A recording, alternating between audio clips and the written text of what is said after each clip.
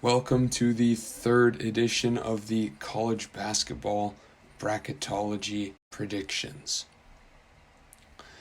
To start in the left quadrant, we have Baylor moving up to the number 1 overall seed. Baylor has obviously been a perfect team thus far, but I think they will be relegated back to their number 2 overall seed as they have had 5 games in a row postponed.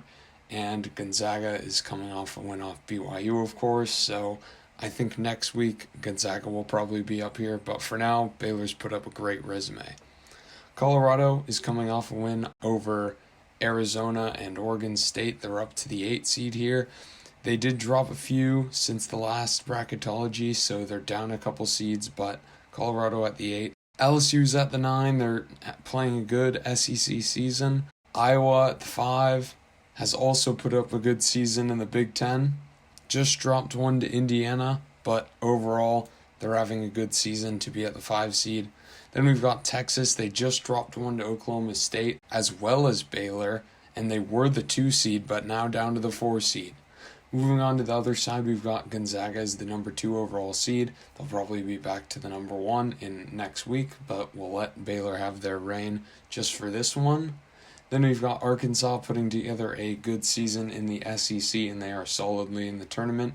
Clemson has started to get their feet under them again after a brief slip-up after the COVID pause that they had. So I think this Clemson team will also be on the rise soon. Then we've got USC coming off a huge week with wins over Stanford and UCLA, and now they're ranked for the first time in a couple years. So USC, very deserving of that 5 seed there. Then we've got another pretty hot team in Oklahoma at the 4. Next up, we've got Creighton at the number 6 seed of this left bracket again, against a number 11 SDSU team that has also put up a good season and has that notable win over UCLA in the non-conference. Then we've got Houston. They dropped one to East Carolina, so they're down to the 3 seed from the 2. Then we've got BYU. Have 2 losses to Gonzaga on their resume, but they have some great wins. They also have a loss to USC, so this team hasn't really lost any bad games. They do have the one blemish in WCC play outside of Gonzaga, but other than that, solid resume for this team. And then we've got Colorado State, a solid team out of the Mountain West, that has also put up a good resume thus far. Virginia has been on the up and up. I think they're a bit overrated, but they did beat Pitt this last weekend to secure them the 2 spot with other chaos happening in their favor, such as Texas losing games. On the other side, we've got FSU at the 6th seed. They're still on COVID pause, so not much to report there. Then we've got UNC just coming off the huge win over Duke, secures them in the bracket at the 11th seed there.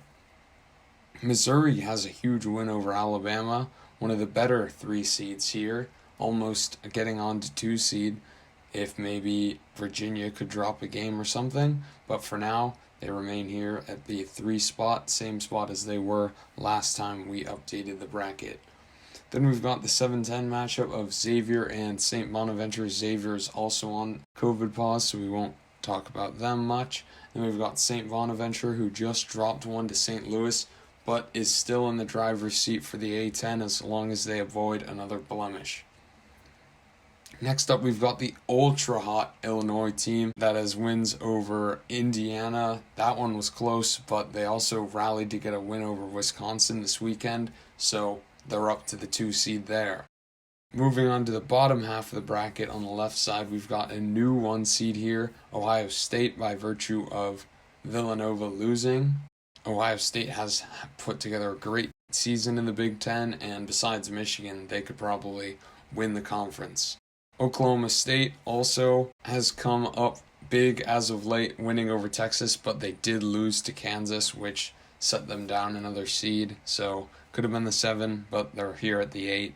Then we've got Minnesota, who had been on a downward spiral, finally got a win over Nebraska, but Minnesota was looking a lot better earlier in the season, and now they're at that 9 seed. Then we've got number 5 seed Kansas here, and say what you want about this team, they have a lot of losses, but they have a lot of good wins, and they don't really have any bad losses. and they just scored a win over Oklahoma State to move them back up to the 5 seed.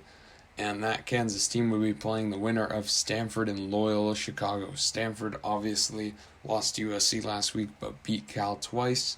Loyola Chicago just took care of business and will have to continue to do so as Drake is holding that automatic spot from that conference right now. It is worth noting I'm not talking about any of the seeds 13 and above just because they are not clinched into the tournament as at-large seeds. They are just placeholders for their conference right now. Moving on to number 4, Wisconsin. They have been on the downward spiral, but their resume has been improving as Big Ten teams continue to beat other teams, and the teams that are winning those games, Wisconsin has beat, so I don't think Wisconsin's actually that good. I'd predict maybe an upset here by UAB in this theoretical matchup, but Wisconsin at the number 4 for now. On the top right, we've got Michigan. They've been on COVID pause, so we won't really talk about them. Then we've got Florida, very hot team here, but did not get to play a game on Saturday and is coming off a loss, so they're down to the 8th seed. Then we've got VCU putting together a very good season in the A10 as well. Then we've got Purdue, who's been good as of late in the Big Ten. And then a team on the edge of the bubble, if not an automatic bid, they're getting an automatic bid here, is Belmont. They only have one loss, but they haven't really played anyone, so I'll keep them at the 12 seed for the foreseeable future.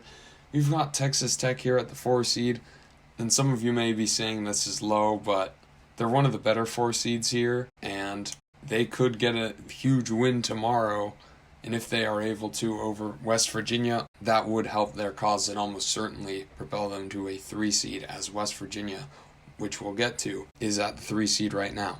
In the bottom right, we've got Rutgers and Drake in the 6-11 matchup.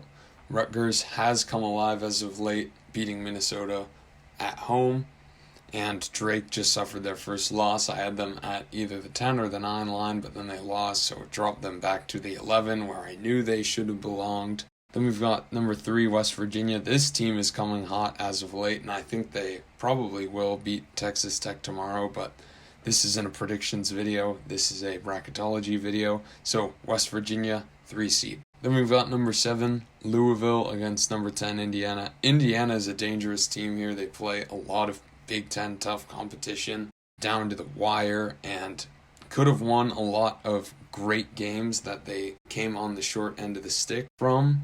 And I'd see them beating Louisville here. Louisville themselves have put up a pretty good season in the ACC themselves.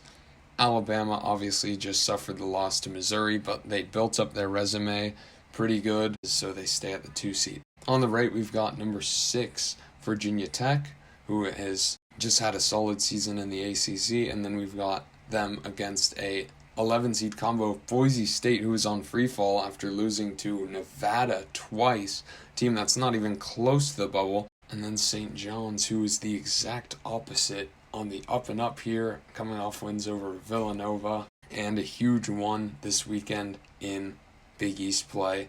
We've got Tennessee at the 3 seed, and some of you may think that they're overrated here. I do too, but their resume thus far has been pretty good. So they're at the 3 seed, one of the worst 3 seeds here, and they're there to stay. Furman got a huge win to maintain their top of conference standing. UNC Greensboro could have been in that 14 spot had they won, but Furman stays on top and is the favorite. We've got UCLA, who just suffered the defeat to USC, and then Seton Hall, who rallied to beat UConn in that 7-10 matchup. And then we've got Villanova, who I already talked about, suffered the loss to St. John's, and that's why they're not on the 1 line. Again, if we look at the first 4, we've got Stanford and Loyola Chicago in the 12s matchup, and then Boise State and St. John's in the first 4. Moving over to the waiting room, we have number 1, SMU. They've been at number 2 before. They'll move up a spot. They've taken care of business for the most part in American Conference play, and they're just sitting on the outside. It is worth noting I did not previously have Oklahoma State in my bracketology as they're awaiting their probation hearing, so we'll see about that, but for now they're in. So SMU remains in the waiting room. Then we've got Oregon, who is on free fall after their COVID pause. I think this team's a lot better than they've shown in the last couple games, but they're dealing with a COVID pause, so they remain in the waiting room here. Maryland hasn't moved. They've just stayed at number 3 in the waiting room. It's what happens in a tough Big Ten. Plenty of opportunities for big wins, and I think that they can dig themselves out of the hole. St. Louis obviously fell off from last time, suffering the 2 losses, but they're on the up and up now with the win over St. Bonaventure, league-leading St. Bonaventure, that is. Then we've got Utah State, who was just bounced out of the tournament just by virtue of their play in the Mountain West.